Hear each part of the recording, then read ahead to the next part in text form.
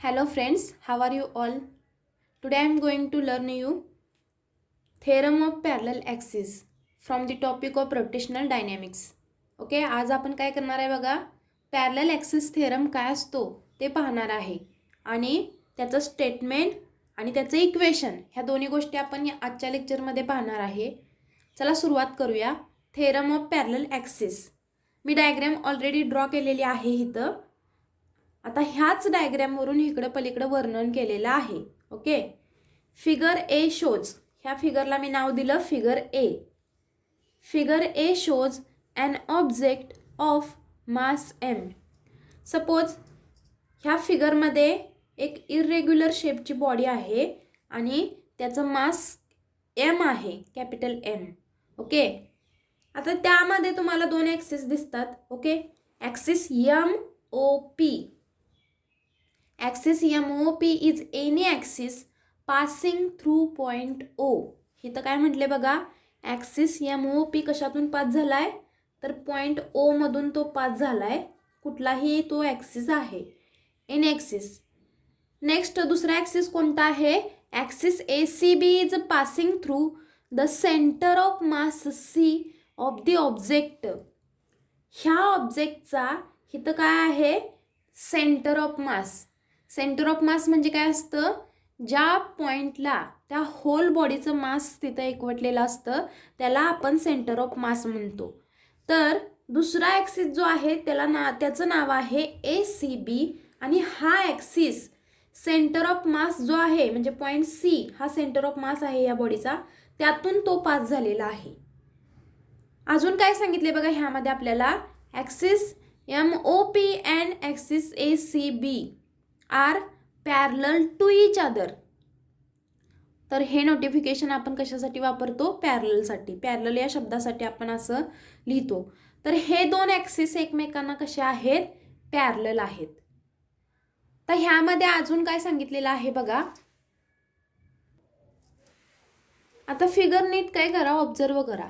In figure late, तुम्हाला इथं स्पष्ट दिसतंय दोन ॲक्सिसमध्ये जे अंतर आहे त्याला आपण ओ सी म्हटलंय आणि ते आपण किती घेतोय, एच. म्हणून इथं काय म्हटलंय बघा, O C is equals to H is equals to distance between two axis, दोन ॲक्सिसमधला अंतर. त्यानंतर आपण डी एम काय घेतलंय बघा, D M mass element located at point D. D M हा काय आहे, एक मास एलिमेंट आहे, म्हणजे एक पॉईंट आपण घेतलाय त्याला काहीतरी मास आहे, त्या बॉडीतला पॉईंट बरं का, ह्या बॉडीतला पॉईंट आहे ज्याचं मास आपण डी एम कन्सिडर केलंय आणि तो पॉईंट डी या पॉईंटला लोकेट आहे, म्हणजे त्याची पोझिशन आपण डी या लेटरनं दाखवलेली आहे. मग ह्यानंतर आपल्याला काय करायचं आहे बघा, तर मोमेंट ऑफ इनर्शियाची इक्वेशन्स लिहायचे आहेत. म्हणजे ह्या ॲक्सिसच्या अलॉंग मोमेंट ऑफ इनर्शियाचं इक्वेशन काय येतं आणि या ॲक्सिसच्या अलॉंग, या ॲक्सिसच्या अलॉंगला येणाऱ्या मोमेंट ऑफ इनर्शियाला आपण आय सी असं नाव दिलं आहे. ओके, सी पॉईंटमधून हा ॲक्सिस जातोय म्हणून त्याला आय सी म्हणायचं. या ॲक्सिससाठी जो मोमेंट ऑफ इनर्शिया असणार आहे तर त्याला आपण आय ओ नाव दिले. आय ओ म्हणजे काय, तर हा ॲक्सिस ओ पॉईंटमधून जातोय. ओके, मग त्याची इक्वेशन्स काय येतात बघा. इथं मी काय म्हटलंय बघा, perpendicular on O C produced from point D is D N. हा परपेंडिक्युलर या शब्दाचा काय आहे बघा, हा शॉर्ट फॉर्म आहे. आपण काय केलंय तर त्या फिगरमध्ये मी तुम्हाला फिगर दाखवते.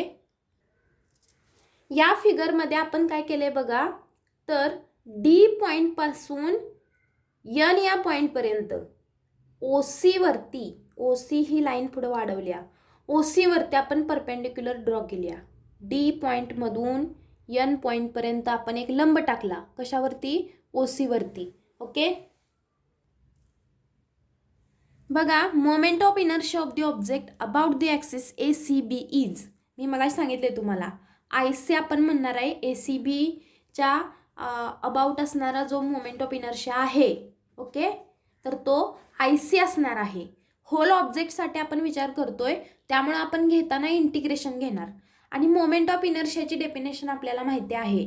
Moment of inertia is the product of distance square and mass of the object, म्हणजे तो जो ऑब्जेक्ट आपण कन्सिडर केलेला आहे तर त्यामध्ये आपण पॉईंट मास DM घेतला आहे. ओके, मास इंटू तो जो पॉईंट आहे तर त्या ॲक्सिसपासून किती अंतरावरती आहे, तर ACB पासून तो किती अंतरावरती आहे, DC इतक्या अंतरावरती आहे. ओके, DC इतक्या अंतरावरती आहे, म्हणून इथं आपण अंतर घेतलं DCचा वर्ग DM, आणि होल ऑब्जेक्टसाठी आपण मोमेंट ऑफ इनर्शियाचा विचार करतोय म्हणून ह्याला इंटिग्रेशन घेतलं. And about the axis MOP it is I0 is equals to किंवा IO is equals to O आहे तो point, integration of DO square DM. Moment of इनर्शियाचा फॉर्म्युला आपण मास इंटू डिस्टन्स स्क्वेअर असा घेतो, त्यामुळं मी हे इथं घेतलेला आहे. हा जो आहे तर हा काय आहे बघा, हे म्हणजे एक पॉईंट आहे, त्याला मास आपण त्या पॉईंटचं DM असं घेतलेलं आहे, तो पॉईंट D या ठिकाणी आहे, आणि हे जे आहे हे डिस्टन्स आहे. दोन्ही ॲक्सिसपासून तो D पॉईंट किती अंतरावरती आहे त्याचं हे डिस्टन्स आहे. डायग्रॅममध्ये तुम्ही पाहू शकता, तिथं तुम्हाला दिसतंय बघा, तर D हा जो पॉईंट आहे तर तो ACB या ॲक्सिसपासून CD इतक्या अंतरावरती आहे, आणि MOP हा पॉईंट जो आहे तर तो ॲक्सिस जो आहे तर तो पॉईंट D जो आहे, पॉईंट ऑब्जेक्ट OD इतक्या अंतरावरती आहे. सेम आपण अंतर इथं ती घेतलेली आहेत, DC किंवा CD म्हणा तुम्ही, DC स्क्वेअर DO स्क्वेअर. ठीक आहे, नेक्स्ट बघा, फिगरमध्येच परत पहा तुम्ही. आता काय करायचं आहे, जिथं आपण OD घेतले ना, म्हणजे ह्या ॲक्सिसचा मोमेंट ऑफ इनर्शियामध्ये आपण अंतर OD घेतले ना, मग ह्या OD जर तुम्ही ह्यामध्ये डायग्रॅमचा विचार केला तर इथं तुम्हाला हा जो शेप आहे हा काटकोन त्रिकोण दिसतो. ओके, ह्या काटकोन त्रिकोणमध्ये हा कर्ण आहे, OD हा कर्ण आहे, आणि आपण पायथागोरसचं थेरम वापरायचा आहे. कर्णाचा वर्ग बरोबर काय असतो, बाजूचा वर्ग अधिक बाजूचा वर्ग. मग कर्ण जर OD असेल तर OD स्क्वेअर हे अंतर आपण कसं लिहिणार आहे, पायथागोरसचा थेरम वापरून ONचा वर्ग अधिक NDचा वर्ग, ONचा वर्ग अधिक NDचा वर्ग करणार आहे. परत एक गोष्ट तुम्हाला इथं सांगते मी, ON हे अंतर जे आहे तर ते ON अंतर म्हणजे दोन्हींची बेरीज आहे, म्हणजे OC अधिक NC किंवा CN. ON हे अंतर काय आहे, OC अधिक NC आहे. ह्या सगळ्या व्हॅल्यू आपण घालूया इक्वेशनमध्ये. इक्वेशन काय होईल बघा, नीट लक्ष द्या. आता moment of inertia I0 is equals to काय आहे बघा आपलं, तर DOचा वर्ग DM. By using Pythagoras theorem under integration काय केलं आपण, कर्णाचा वर्ग बरोबर बाजूचा वर्ग अधिक बाजूचा वर्ग, डायग्रॅममध्ये मी दाखवल्यासारखं. मग ह्यात आपण बाजू घेतलेल्या आहेत, NDचा स्क्वेअर प्लस NOचा स्क्वेअर इंटू DM आहे असं लिहिलं. पण NOचा स्क्वेअर परत काय आहे, तर CO अधिक NC आहे. मग CO अधिक NC ब्रॅकेटचा वर्ग आपण असं लिहिणार, कुठं, NOच्या ठिकाणी. मग IO is equals to integration of ND square plus CO plus NC bracket square, ब्रॅकेटच्या बाहेर आपण DM घेतलेला आहे. आता काय करायचं आहे बघा, इथं A अधिक B कंसाचा वर्ग, काय मी म्हटलं, A अधिक B कंसाचा वर्ग या सूत्राचा वापर करायचा आहे. A अधिक B कंसाचा वर्ग काय असतं, Aचा वर्ग अधिक Bचा वर्ग अधिक 2BC BA. A अधिक B कंसाचा वर्ग काय असतं बघा, तर इथं दाखवते तुम्हाला. A अधिक B कंसाचा वर्ग बरोबर काय असतं, Aचा वर्ग अधिक 2AB अधिक काय असतं, Bचा वर्ग. ओके, आता इथलं आपलं A म्हणजे CO आहे आणि B म्हणजे NC आहे. मग त्याच सूत्राचा, ह्या विस्तार सूत्राचा आपण वापर केलेला आहे, आणि त्यानुसार आपण काय घेतलं बघा, Aचा वर्ग म्हणजे COचा वर्ग अधिक 2AB म्हणजे 2CO आणि NC प्लस Bचा वर्ग म्हणजे NCचा वर्ग into DM as it is लिहिलं.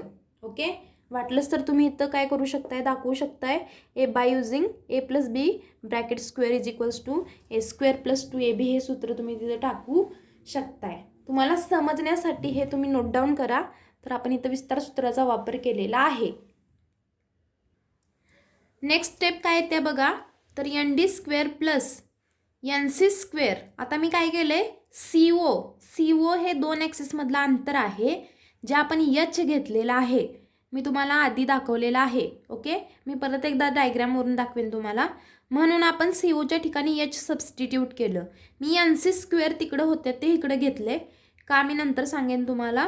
मग इथं काय घेतलं बघा, मी एन सी स्क्वेअर इथं होतं ते आधी लिहिलं, प्लस सी ओ स्क्वेअर म्हणजे एचचा स्क्वेअर, प्लस परत सी ओच्या ठिकाणी एच व्हॅल्यू घातली 2h एन सी ब्रॅकेटच्या बाहेर डी एम. आता काय केलं आहे बघा आपण, N D square plus N C square from diagram हा सुद्धा काटकोन त्रिकोण आहे आणि कर्णाचा वर्ग बरोबर बाजूचा वर्ग अधिक बाजूचा वर्ग होतो. म्हणजे ह्या 2 बाजू आहेत, मी डायग्रॅममध्ये दाखवणार आहे. आणि त्या त्रिकोणाचा कर्ण हा डी सी आहे.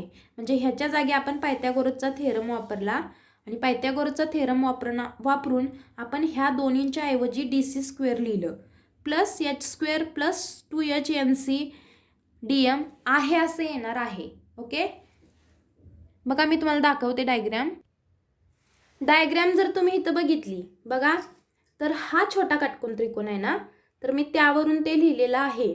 म्हणजे त्यामध्ये आपण काय घेतले बघा, तर हे जे आहे काय डी एन स्क्वेअर आणि काय आहे एन सी स्क्वेअर, त्याच्याऐवजी आपण डी सी स्क्वेअर घेतलेला आहे. म्हणजे हा कर्ण आहे, कर्णाचा वर्ग बरोबर बाजूचा वर्ग अधिक बाजूचा वर्ग.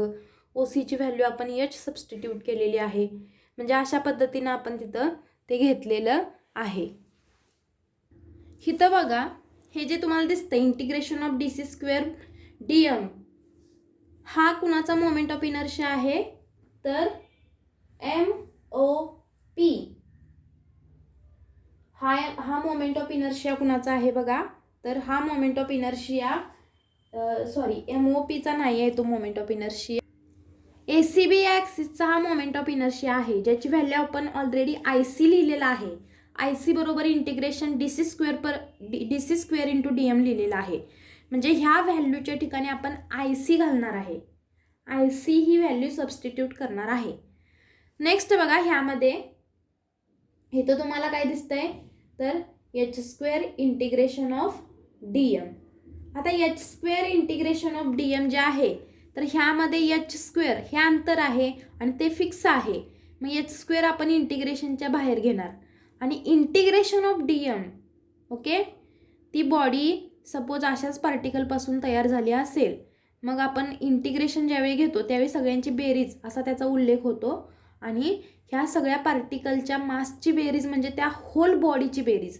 म्हणजे मला सांगायचं काय आहे, तर इंटिग्रेशन ऑफ डी एम म्हणजे त्या होल ऑब्जेक्टचं मास येतं जे कॅपिटल एम. म्हणजे आपण इथं integration of D M capital M substitute करणार आहे. याची व्हॅल्यू 0 येते का, कारण की हे जे आहे, तर इथं सेंटर ऑफ मासच्या डेफिनेशननुसार ह्याची व्हॅल्यू काय येते, 0 येते. इथं बघा काय घातले आपण व्हॅल्यू, तर I naught is equals to काय आहे बघा, हे D C square D M plus 2h N C D M plus H square D M.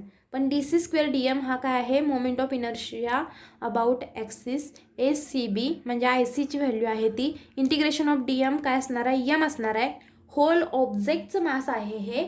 आणि एन सी डी एम बरोबर 0 येतं integration of N C D M. इथं मी काय म्हटले, from the definition of centre of mass, कारण की काय एन सी हे असं अंतर आहे जे कशापासून आहे, सेंटर ऑफ मासपासूनचं ते अंतर आहे. ओके, त्यामुळे ते 0 आपण हे करतो सेंटर ऑफ मासच्या डेफिनेशननुसार, म्हणून ही व्हॅल्यू 0 येते. मग ह्या पूर्ण व्हॅल्यू आपण ह्या इक्वेशनमध्ये जर सबस्टिट्यूट केल्या, ह्याच्या जागी काय येणार आहे, आय सी येईल. त्यानंतर बघा नेक्स्ट ह्याच्या ठिकाणी काय येणार आहे, हे 0 होणार आहे. ओके, त्यामुळे मी ती लिहित नाही. इथं एच स्क्वेअर येईल, परत इंटिग्रेशन ऑफ डी एम आपण काय घेतोय, एम घेतोय. म्हणजे आपल्याला हे मॅथमॅटिकल इक्वेशन मिळेल किंवा हा पॅरलल ॲक्सिसच्या थेरमचा मॅथमॅटिकल फॉर्म आहे. तुम्हाला 3 मार्कला ह्यावरती क्वेश्चन विचारला जातो. गिव्ह स्टेटमेंट किंवा आता तुम्हाला मॅथमॅटिकल काय करा म्हणून मॅथमॅटिकल फॉर्म हे करा म्हणून तुम्हाला तिथं विचारलं जातं. मॅथमॅटिकल फॉर्म हा दाखवा, I naught is equals to I C plus H square M. Okay, म्हणजे अशा पद्धतीनं ह्यावरती तुम्हाला 3 मार्कला प्रश्न विचारला जाऊ शकतो, किंवा ह्यावरती तुम्हाला काय कॅल्क्युलेशनसाठी प्रॉब्लेम विचारले जाऊ शकतात, न्यूमरिकल प्रॉब्लेम्स विचारले जाऊ शकतात. त्यामुळं तुम्ही हे लक्षात ठेवायचं आहे. याच मॅथमॅटिकल फॉर्मवरून स्टेटमेंट आपण करणार आहे. त्यामुळे तुम्हाला स्टेटमेंट वाचताना वेगळं काय करण्याची गरज नाही. तुम्ही स्टेटमेंट काय करू शकताय, मॅथमॅटिकल फॉर्मवरूनच लक्षात ठेवू शकताय. बघा, तुम्हाला त्यासाठी मी ट्रिक काय सांगणार आहे ती बघा. आधी आपण स्टेटमेंट लिहून घेऊया. ट्रिक ही आहे की तुम्हाला हे इक्वेशन जर लक्षात असेल तर तुम्ही स्टेटमेंट तयार करू शकता. बघा, हा मॅथमॅटिकल फॉर्म झाला पॅरलल ॲक्सिस थेरमचा. ह्यावरून स्टेटमेंट कसं लक्षात ठेवायचं बघा. आय नॉट किंवा आय ओ म्हणूया त्याला आपण, आय ओच म्हणा. आय ओ काय आहे बघा, the moment of inertia of an object about any axis. म्हणजे हा काय आहे, एक कोणताही आपण ॲक्सिस घेतलेला आहे त्याचा मोमेंट ऑफ इनर्शिया आहे. म्हणजे the moment of inertia I naught of an object about any axis. कोणताही जर आपण ॲक्सिस घेतला त्याचा मोमेंट ऑफ इनर्शिया आपण आय ओ या सिम्बॉलनं देतो. तो कुणा इतका असतो, about any axis is the sum of, sum म्हणजे बेरीज, बेरीज आहे. कुणाकुणाची बेरीज आहे बघा, is the sum of its moment of inertia I C, is the sum of its moment of inertia I C. दोन्हींची सम आहे. पहिल्यांदा आय सी म्हणजे काय सांगितले बघा, about an axis parallel to given axis. I C हा moment of inertia आहे अशा ॲक्सिसचा जो दिलेल्या ॲक्सिसला पॅरलल आहे, पहिली कंडिशन. नेक्स्ट काय आहे बघा, तो ॲक्सिस काय होतोय, सेंटर ऑफ मासमधून पास होतोय. बघा, is the sum of its moment of inertia about an axis parallel to given axis and passing through the centre of mass. And आणि कुणाची बेरीज आहे, आता एच स्क्वेअर एम बद्दल सांगितलेलं आहे. द प्रोडक्ट, आता हा प्रोडक्ट आहे.